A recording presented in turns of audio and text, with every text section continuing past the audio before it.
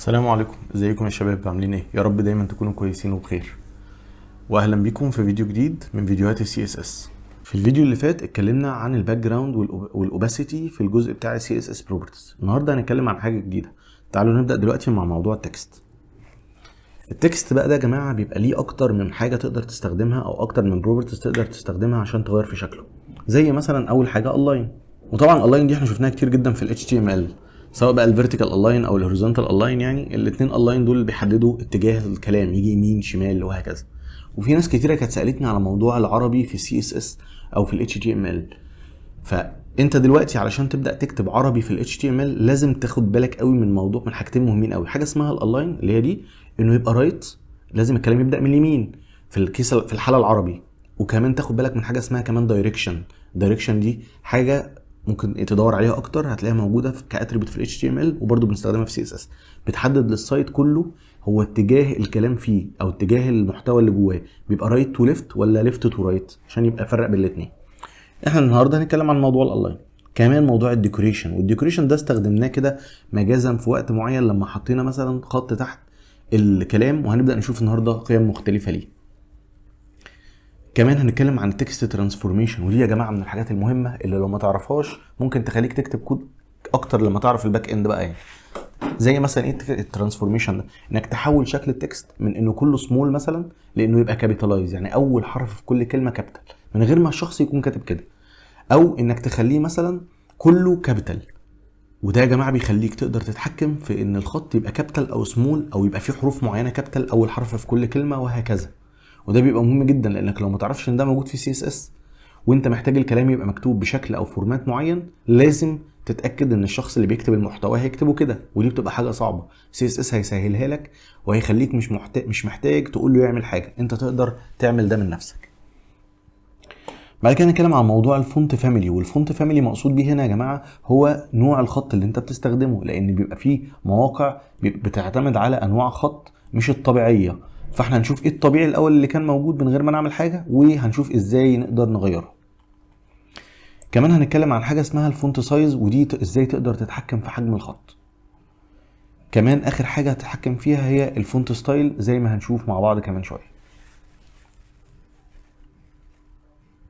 تعالوا نبدأ دلوقتي نستخدمهم ونجرب نتعامل معاهم. ده المثال بتاعنا برضو بادئ بكونتينر جواه h3 والستايل دوت سي اس اس فاضي.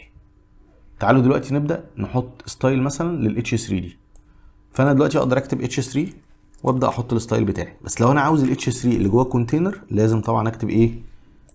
اكتب دوت كونتينر عشان اتاكد. دوت كونتينر مسافه h3 يبقى ده معناه ايه؟ ان ال h3 اللي جواه كونتينر.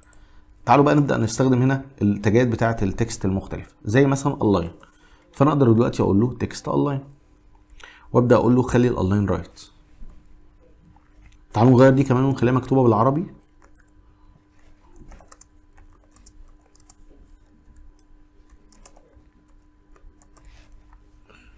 وتعالوا نشوف البراوزر بقى عامل ازاي. تمام، بقت مرحبا بكم في هذه الدورة، وبقت جاية من اليمين لان الكلام المكتوب بالعربي، فانا خليت الالاين يمين. طيب، هل في قيم تانية للالاين؟ اكيد طبعا في قيم تانية، واكيد في حاجات اكتر من كده بكتير في موضوع الالاينمنت. بس احنا نكتفي بان احنا نبقى عارفين الموضوع ده مبدئيا، وانت حاول تدور اكتر وتشوف ايه الفروق بين الحاجات اللي موجوده. تعالوا بقى نجرب دلوقتي نستخدم حاجه تانية اللي هي التكست ديكوريشن.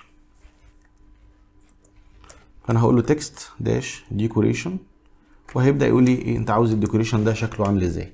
وتعالوا نخليها هنا اندرلاين.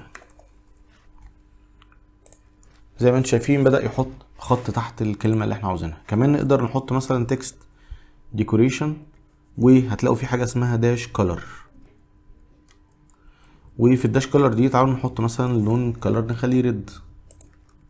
زي ما انتم شايفين الخط بقى احمر والكلام بلون اسود، وده ما كنتش هتقدر توصل له من غير السي اس اس، ما كناش حتى نعرف نعمله بالاتش تي ام ال.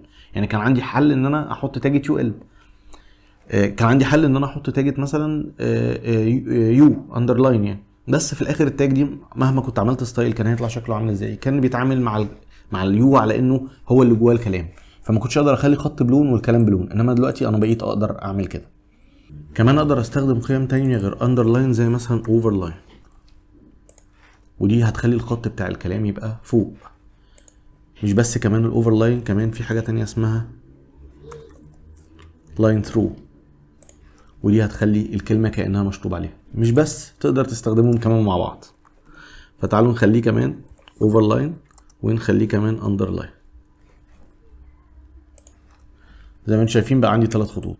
كمان تقدر تستخدم اتريبيوت تاني زي تكست داش ديكوريشن داش ستايل، وتبدا تدي شكل مختلف للخطوط بتاعتك. شايفين ويفي بقت شكلها ايه مختلف شويه. كمان في اشكال مختلفه زي داشد مثلا او اي حاجه تانية. تقدر بقى انت تجرب وتتفرج وتعرف اكتر عن موضوع التكست ديكوريشن. تعالوا نرجع بقى الكلام بتاعنا انجليزي تاني علشان عاوز اوريكم موضوع الترانسفورميشن. انا دلوقتي كاتب قدامكم الكلام هنا كله سمول، يعني هخلي دي كمان سمول. وتعالوا نستخدم الموضوع بتاع التكست. هشيل ده بقى خالص ونيجي نقول له هنا عاوزين نعمل تكست ترانسفورميشن او ترانسفورم، نخليه كابيتالايز. شايفين هو عامل ايه؟ كتب اول حرف في كل كلمه كابيتال. امال هو كان الطبيعي عامل ازاي؟ اهو لو انا شلت ده كانوا سمول زي ما انا كاتب بالظبط. كمان اقدر استخدم حاجه تانية مثلا زي لور كيس، هتخليهم كلهم صغيرين، او مثلا ابر كيس خلت كل الكلام كابيتال. وده من غير ما اطلب من اي حد اي حاجه. انا بالسي اس اس اقدر اعمل ده من غير ما اقول لحد، الشخص اللي بيكتب المحتوى اكتبه كابيتال او سمول او كده. بقدر اختار الطريقه اللي تناسبني. تعالوا نبدا بقى دلوقتي نغير مثلا في الفونت فاميلي. فانا هبدا اقول له مثلا فونت فاميلي. طب قبل ما اغير في الفونت فاميلي، هو ايه اصلا الفونت اللي كان مستخدم؟ تعالوا نشيل دي ونرجع نشوف ايه الفونت اللي كان مستخدم. لو وقفت على ده كده ودوست انسبكت اليمنت واحنا واقفين على اتش 3، هنلاقي في حاجات الاتش 3 واخدها من حاجه اسمها يوزر ايجنت ستايل شيت، وده البراوزر هو اللي بيعمله. واللي من ضمنهم الديسبلاي، ان الاتش 3 ده بلوك اليمنت، ده نوعه كده ان هو بيقدر ياخد العرض بتاع الصفحه بتاعته كامل، عشان كده لو وقفنا عليها هتلاقيه معلم على الصفحه كامله. والديفولت فونت سايز اللي هو الحاجه اللي لو ما ادتنيش فونت سايز هخلي شكله عامل ازاي، وشويه حاجات تانية ليها علاقه بالمارجن اللي هنشوفها بعد كده.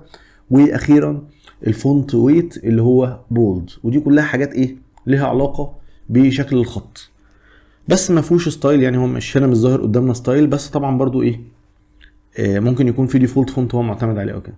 طب لو انا عاوز اغير بقى الفونت ايه